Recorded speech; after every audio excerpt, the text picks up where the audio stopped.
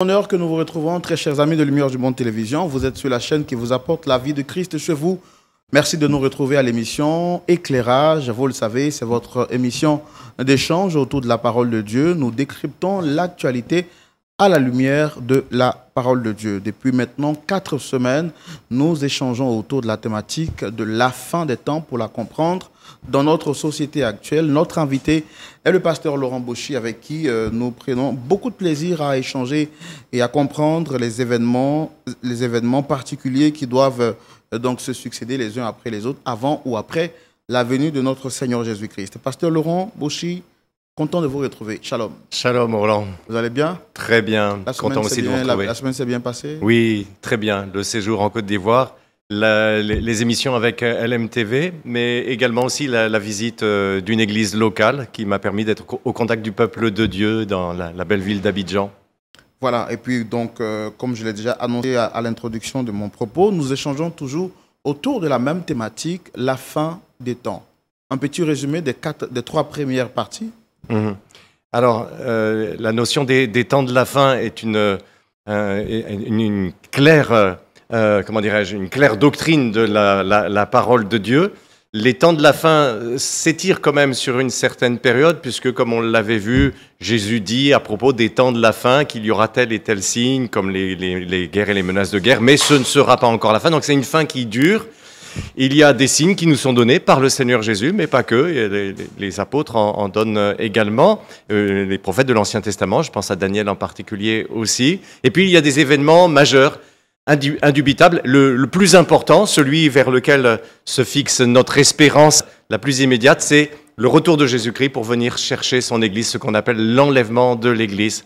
Alors on a vu qu'il y a aussi, au-delà des choses qui sont établies, indubitables, Jésus revient, il va enlever son Église, il y aura un jugement dernier, il y aura une fin du monde, le monde va être dissous, etc. Et puis il y aura de nouveaux cieux, une nouvelle terre, donc le paradis. Au-delà de ça, il y a aussi des écoles d'interprétation différentes. Et donc, dans notre émission précédente, nous avions parlé déjà des pré-tribulationnistes, mi-tribulationnistes, post-tribulationnistes, et à côté de ça, des prémillénaristes et amillénaristes. Nos téléspectateurs ont pu réviser et regarder en replay la vidéo pour bien comprendre ce qu'ils n'avaient pas forcément capté lors de l'émission elle-même. Dans cette 4e partie, nous parlerons nous échangerons autour de comment est-ce que nous devons nous préparer à la fin des temps pour bien justement aborder ces différents éléments ou ces différents événements qui doivent se succéder les uns après les autres selon les différents courants de pensée, bien sûr. Mais nous étions en train de parler de la grande tribulation et nous avions parlé de la guerre d'Armageddon. C'est ça, la bataille d'Armageddon. Oui. C'est ça. Donc là, ce que je me propose de faire, c'est de présenter à nouveau 2 courants de pensée, les principaux parmi les chrétiens évangéliques, pour rendre compte de ce qu'on appelle la bataille d'Armageddon.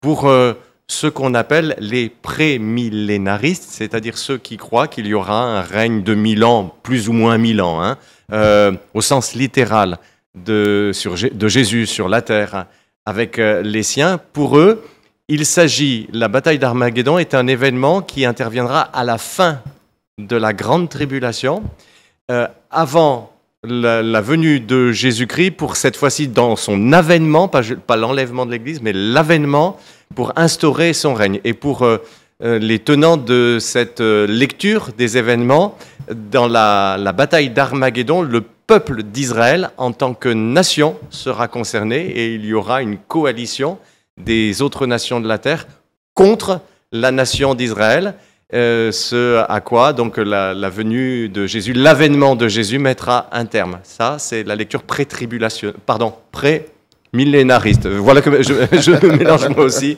avec les différents courants de pensée. Récemment, vous avez tout de suite parlé d'Israël, oui. Avec les nations qui se lèveront contre Israël. Récemment, nous avons observé la guerre entre le Hamas et Israël. Et nous avons vu des nations partenaires au Hamas qui ont essayé donc d'intimider Israël. Est-ce qu'on peut situer ces différents éléments dans ceux dont vous étiez en train de parler?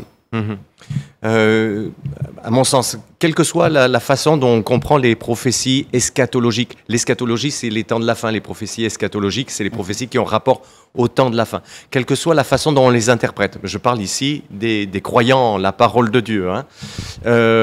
Il est évident que le peuple d'Israël est concerné par les prophéties. Je me souviens, nous en avions parlé ensemble dans nos émissions précédentes, en particulier avec les textes clairs de Romains chapitre 11, qui ne font pas référence à c'est pas des paraboles, c'est pas des symboles, c'est un enseignement clair de Paul. Donc, il y a une hostilité, effectivement, vis-à-vis de la nation d'Israël, mais au-delà de ça, le plus important, me semble-t-il, c'est le destin spirituel d'Israël. Que cette nation, comme toutes les autres, soit en but à des actes terroristes, c'est une évidence. Ce sont des choses graves et dramatiques contre lesquelles cet État se défend.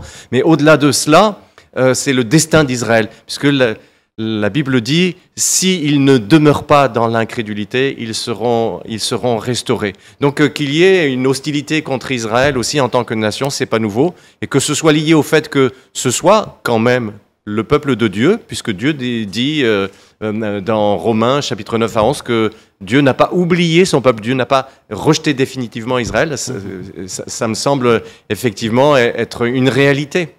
D'accord. Tout à l'heure, vous parliez du retour glorieux de Jésus-Christ. On va mentionner cela dans Apocalypse chapitre 19, verset 11 au verset 16. En quoi est-ce que le retour glorieux diffère-t-il de son premier avènement? C'est ça. Ça, c'est dans la lecture millénariste ou prémillénariste, plus exactement, dont ceux qui croient à un millénium, au sens littéral, les millénaristes, dont les prémillénaristes. On va essayer de faire le plus simple possible pour garder nos auditeurs, nos spectateurs et téléspectatrices avec nous. Donc, pour eux, il y a une distinction entre le retour de Jésus pour enlever son Église, donc l'enlèvement, et le retour de Jésus pour venir régner sur la terre. L'avènement. Ils font la différence entre l'enlèvement et l'avènement. Donc, il y a pour eux l'attente, en quelque sorte, d'un retour de Jésus, on va dire, en deux temps. Pour les autres, ceux qu'on appelle les amillénaristes. Amillénaristes, ça veut dire qu'il pas de millénaire. Pas de millénium au sens littéral. Voilà. Pour eux, leur vision des choses est, on va dire, beaucoup plus simple, dans le sens où Jésus reviendra à la fin des tribulations et du règne de l'Antichrist, mettre un terme au règne, à la domination de l'Antichrist. Il enlève son Église et c'est la fin de la fin. Bien sûr, il reste des événements à se mettre en place, mais d'une manière assez simple et assez rapide, comme le jugement dernier, et puis la destruction de notre monde aussi, la fin du monde au sens strict, comme il est dit que le monde doit être dissous. Donc on a une vision d'un retour de Jésus d'un seul bloc. D'accord. En une seule étape, on va dire. En une seule étape, ça c'est pour les amillénaristes. Bon, j'ai du mal vraiment à me prononcer. C'est pareil, je me suis avec entraîné ce avant. mot, mais bon, je pense que je vais m'entraîner et finalement ça finira par venir. Parlons à présent de comment est-ce que l'Église doit se préparer à vivre ces différents éléments, ces différents événements qui doivent de manière inéluctable arriver. Comment est-ce que nous, en tant que chrétiens aujourd'hui, nous devons nous préparer? La Bible nous invite à être vigilants, nous l'avons vu en Matthieu, oui. Il faut hâter le jour du Christ. Y a-t-il d'autres manières dont l'Église aujourd'hui devrait se préparer pour attendre cet avènement glorieux de Christ? Oui, c'est vraiment la question essentielle, parce que, entre nous, Roland, que l'on pense qu'avant l'enlèvement de l'Église, il y aura l'apparition de l'Antichrist, mais juste la séduction et pas la persécution. Que l'on pense qu'il n'y aura ni l'un ni l'autre, que Jésus peut revenir à tout instant. Ou que l'on pense qu'il y aura l'apparition de l'Antichrist, sa séduction et également sa persécution. Ce qui est sûr, c'est qu'on doit se préparer au retour du Seigneur. Et en fait, en réalité, c'est le plus important. Pour moi, du coup, toutes ces écoles que j'ai pris la peine de citer, d'essayer de montrer, dont j'ai essayé de montrer dans le détail, en tout cas un résumé de leur explication, de leur chronologie des événements de la fin des temps. Quand on est un chrétien, le plus important, c'est que Jésus revient et que l'on doit s'y préparer. Alors la seule différence, c'est que pour certains, ils diront ça peut être à tout instant, et d'autres diront oui, mais il y a encore tel et tel signe, comme l'apparition de l'Antichrist et l'apostasie qui doivent arriver auparavant, mais de toute façon, on doit s'y préparer. Et puis, en réalité, personne n'est maître du jour de sa mort. Et si le Seigneur tarde à venir et que moi, je meurs avant, pour moi, ce sera la fin du monde. Bien sûr. Donc il vaut mieux que je me prépare, car on ne programme pas le jour de sa mort. En tout cas, c'est pas une mort naturelle. Hein. Bien sûr. Alors, je voudrais maintenant, pasteur, que nous puissions parler d'un autre élément qui est aussi vrai. Parlons de l'unité du corps du Christ. Comment est-ce que le corps du Christ doit se préparer dans cette unité en vue de pouvoir mieux préparer le retour du Seigneur Jésus? Oui. Les chrétiens doivent faire la différence entre ce qui est essentiel et ce qui est secondaire. Ce qui est essentiel, c'est notre foi en Jésus comme le Sauveur tel qu'il est révélé dans la Bible. Le Fils de Dieu, il est divin, il est venu en chair. Sur ça, on ne peut pas transiger. Sinon, on sort de la révélation divine et on n'est plus dans le christianisme biblique. De la même manière, si quelqu'un ne croyait pas en la résurrection corporelle de Jésus-Christ. Il y a des événements sur lesquels il est important que nous ayons cette foi solide, c'est l'espérance et l'attente du retour de Jésus. Et puis, il y a des choses sur lesquelles on peut admettre qu'on ait des opinions différentes, que l'on soit pré-tribulationniste, post-tribulationniste, mi-tribulationniste.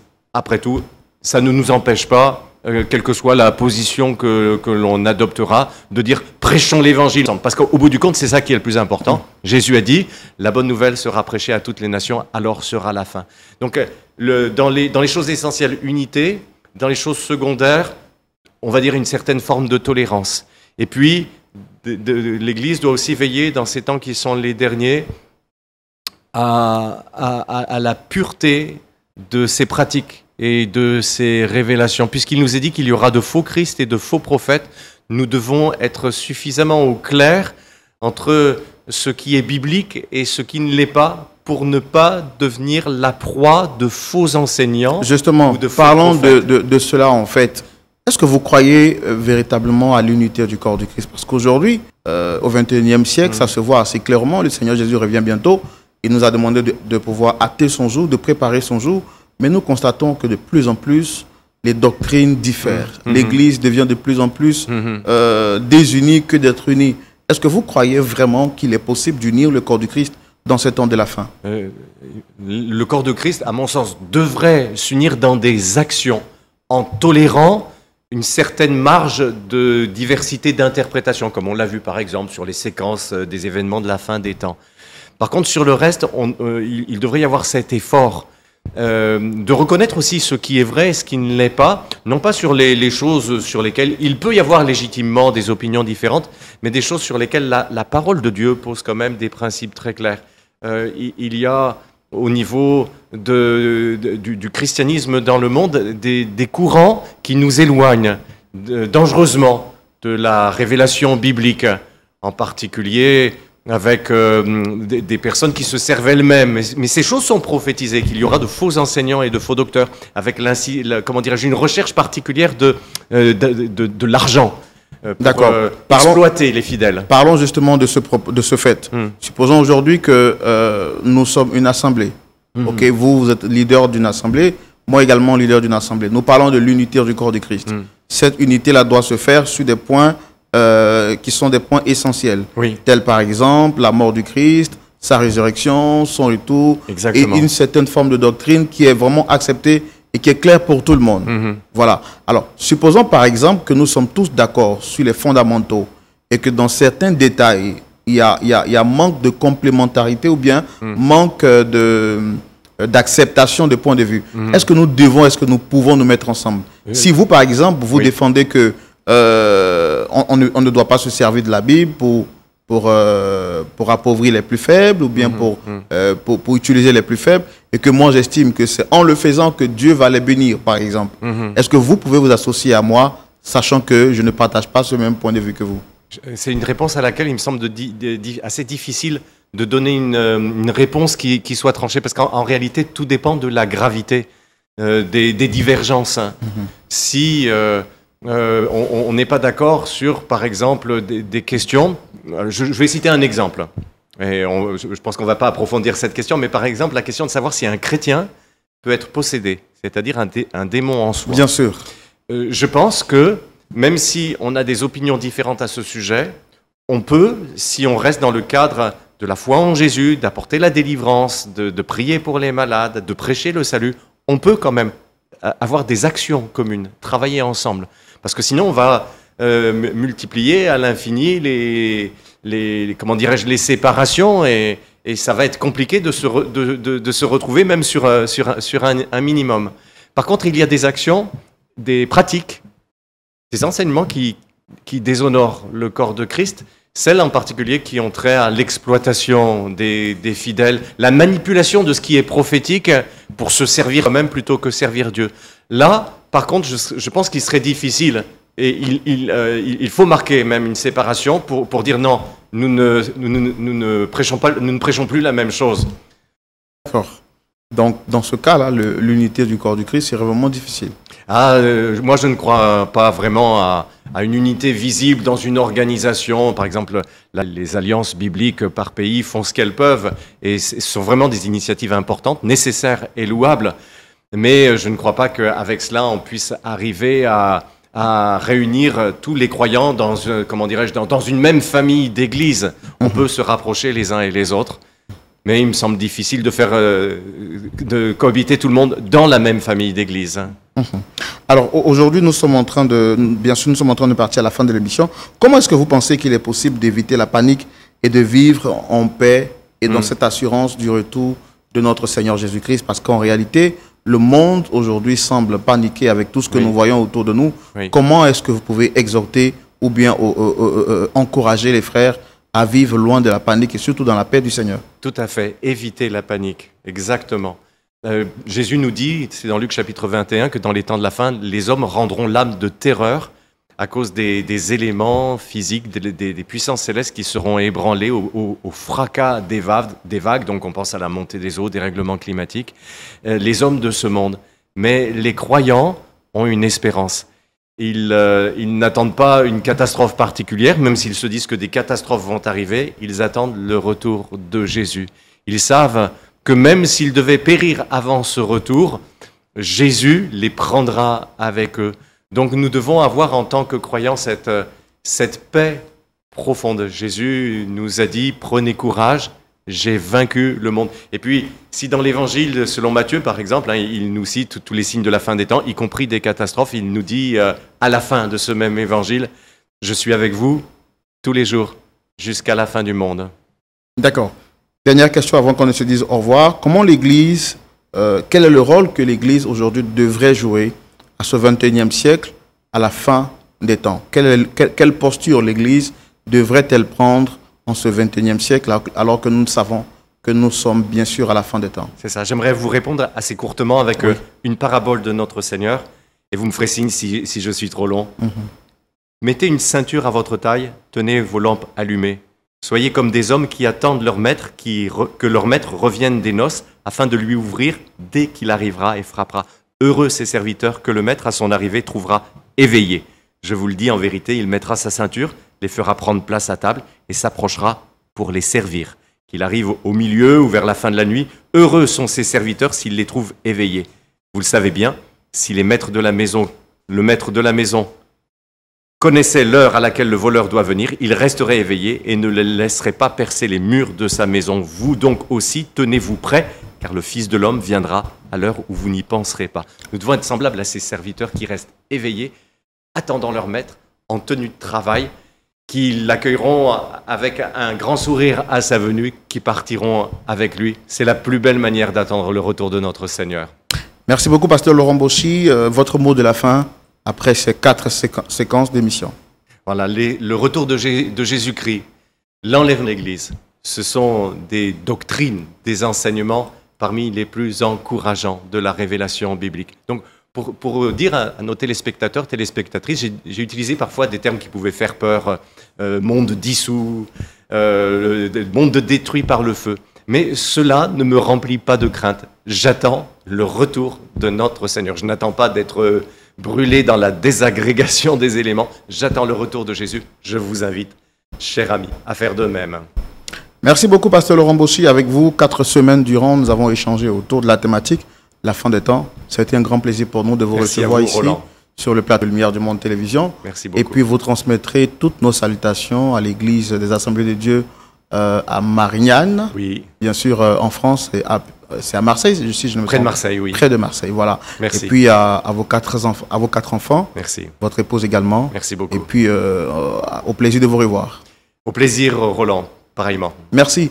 Très chers amis, c'est avec beaucoup de joie que nous mettons fin donc à cette 4e partie de nos échanges autour de la parole de Dieu. Votre émission Éclairage, comme nous l'avons déjà rappelé à l'introduction de cette première partie, nous l'avons dit, c'est votre rendez-vous qui vous permet d'échanger autour de la parole de Dieu, de décrypter l'actualité à la lumière de la parole de Dieu pour être justement éclairé et savoir comment est-ce que nous pouvons marcher. La parole de Dieu est la lumière qui, à nos pieds, nous permet de marcher avec assurance et surtout avec sérénité. Nous espérons que vous avez été fort édifiés par ces 4 séquences d'émissions que nous vous avons proposées.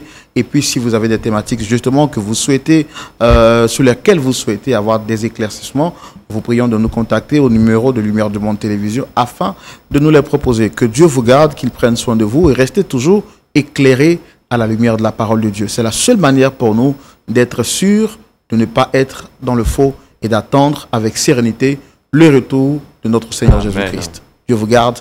Au revoir. Amen.